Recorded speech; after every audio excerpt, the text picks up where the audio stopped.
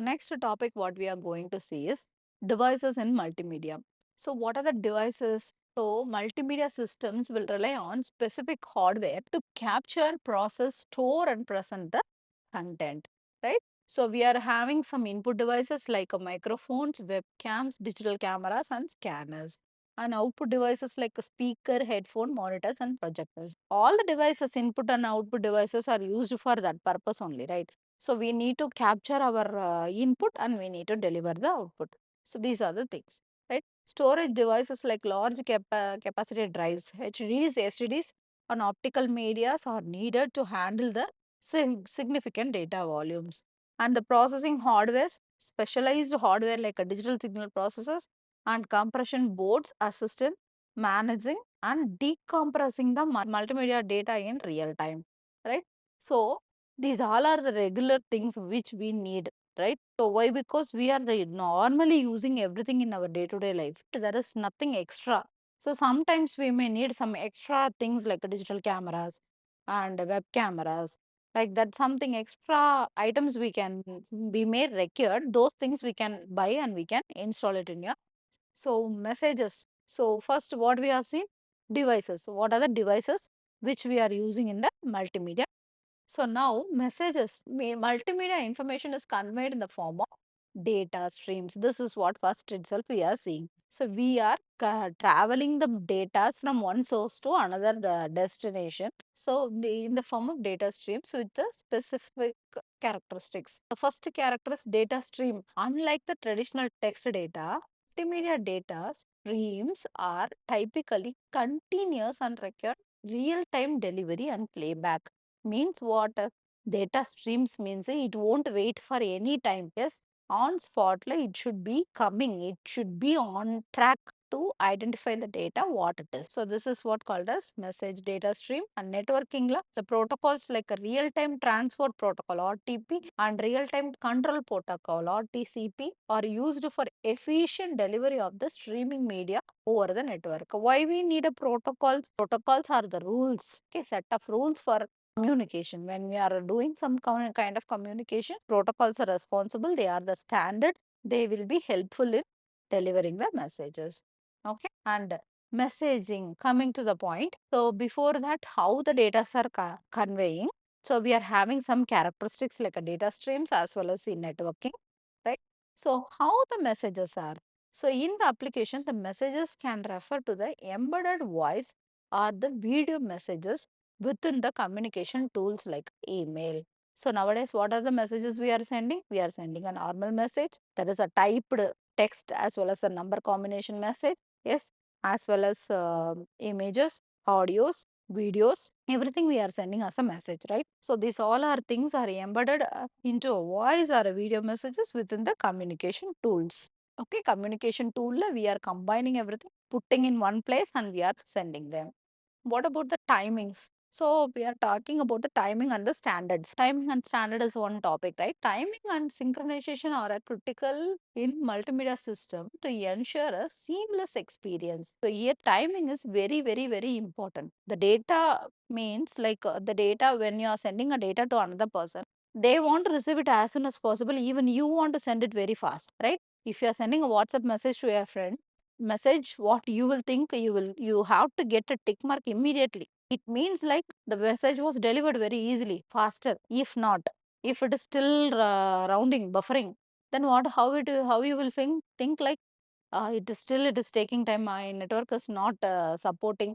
So you will take the mobile, carry the mobile, and you will go around, right? So this is what the scenario, right? So always we will expect that message should deliver very fast. The same here also. So synchronization means what?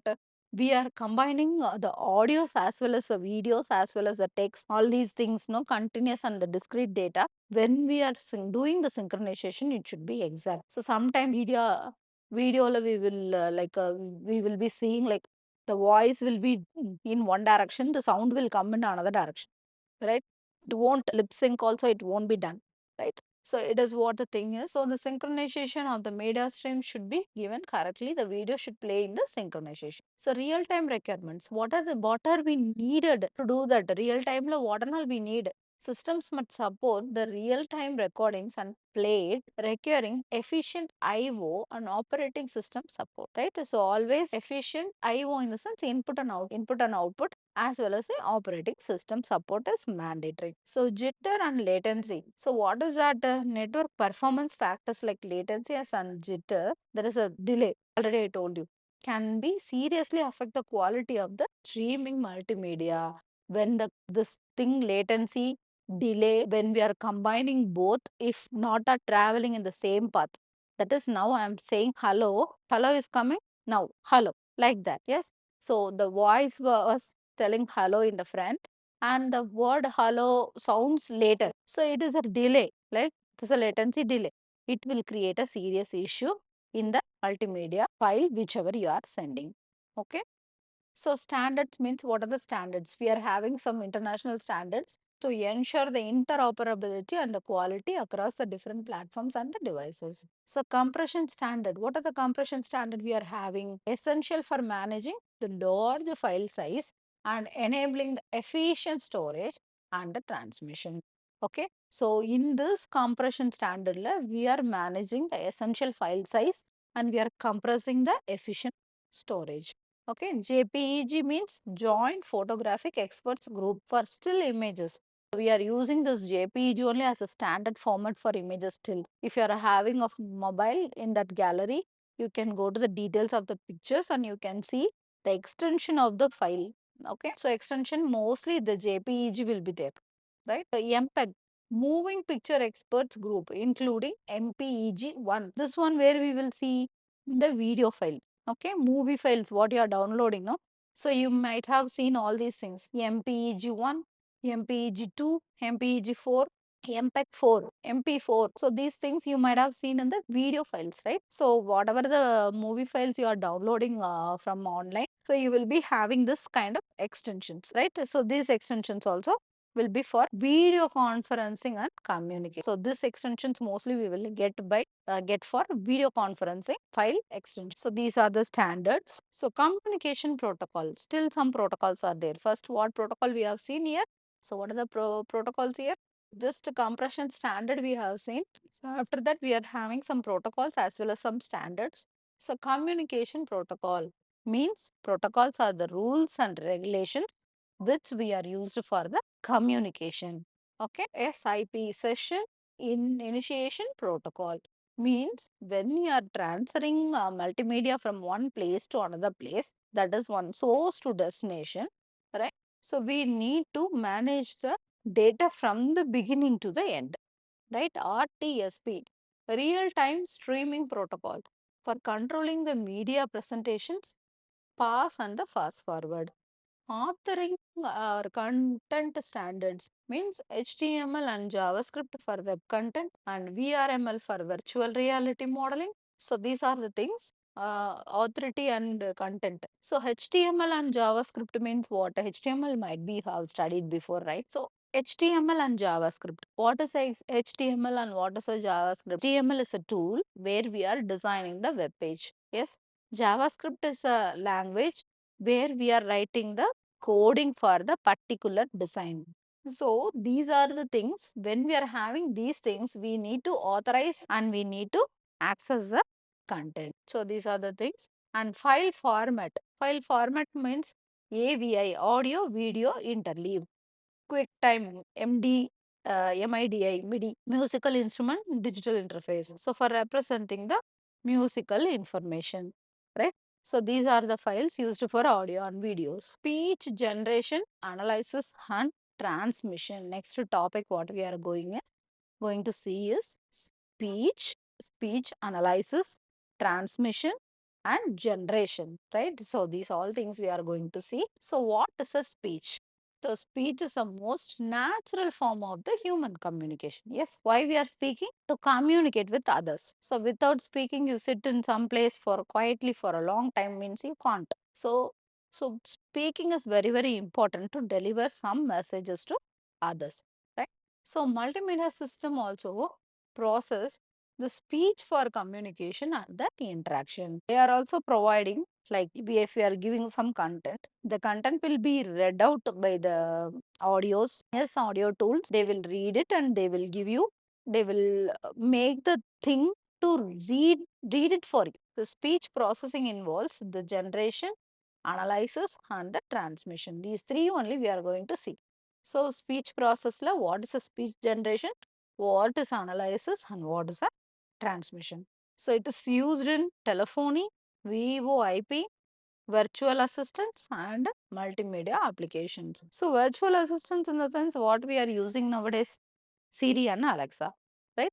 So these are the things when we are talking in a telephonic call, the voice are getting recorded. So those things and all, it will come under this category only: speech recognition, generation, analysis and transmission. So what is a speech generation? It is a process of producing artificial human speech. So we are human, by natural we can speak, but here what they are doing, they are producing the artificial human speech, right? So that is called as speech generation. It is also known as speech synthesis. It converts a text or a symbols in the audible speech. It enables a human computer interaction. Okay, it is like look like a some person is talking to us. So we are creating artificial speech. That speech will be like it will be talking with us regularly, right? Speech production mechanism. How will you produce the speech? So I can say directly, like I can take the subject. Yes, speech generation means what? I can explain. How will you make the system to take this topic? Right? It is very difficult, no? The human speech is produced using the lungs, vocal cords, vocal tract. So what are those? Our body parts, right? So lungs, lungs is the air source. So when we are talking, we need to produce, we need to release some air to talk, right? And vocal cords are very important, and this track also very, very important, right? So this is for sound generation, this is for sound shaping. These all are the human parts of the body, right? So multimedia system model, this mechanism did this mechanism digitally. It is doing. So what we are having in natural, they are creating in a artificial, right? So what they are doing, technique. So ferment synthesis model, vocal tract. Okay. So it in this it will have a vocal track model. Okay, first they are having artificial vocal track, and concatenative synthesis joins a recorded speech into units. Already recorded speech, what is there, that it will make it as a unit. And text to speech, it converts the text into speech. It used in screen readers, GPS system and assistant. So screen readers, so you are searching something from Google and you are just owning the speaker to read out what the content is. So it is observing the text and it is reading. GPS, so your map location you are on. Yes, you will keep on and you will be traveling. It will tell you the distance, like go straight and take left. After 400 meter, take right. Like that, it is giving you an instruction through the speech, right? And the voice assistants, Siri and Alexa, on play a nice music for me, give me a bedtime stories, like that you are telling, no? So they are observing your voice and they are recognizing it and they are doing the actions, right? So these are the things. And then analysis, coming to the analysis part, right? First one is generation. So second one is analyzing. So how we are analyzing, it extracts the useful information from the speech signals. So whatever the signals you are producing, according to the signal, it will generate the speech into a digital features. So it is used for speech recognition and the speaker identification. So when if you are having a password lock, then the voice should be clear as when you are recorded the voice in the phone, right? So password lock with the voice recognition technology, if you are keeping, the voice tone should be clear when you are registered. No, the same tone should be maintained. If not, it won't. There is no possibility of unlocking the phone. So speech recognition. So what the user is talking, that it is typing. You are doing voice typing and giving. No, that is what speech recognition. Right. It helps the systems understand the spoken input, suggested diagrams, speech also. So what are the process? First, it will receive the signal acquisition and sampling and the digitalization, then feature extraction, pattern analysis, and analyze, like this four steps are involved, right? So when you are speaking, that words will be observed and it will be sampled and it will be digitalized, and what kind of word it is about, where it is matching with the dictionary, like that it will match and it will get the word, and the pattern will be analyzed and the particular thing will be posted, right? So analysis focus on the frequency and the time characteristics, right? So this is what the thing. Speech encoding and compression, how they are encoding. So when I am talking more, all will be recorded, all will be compressed, all will be encoded.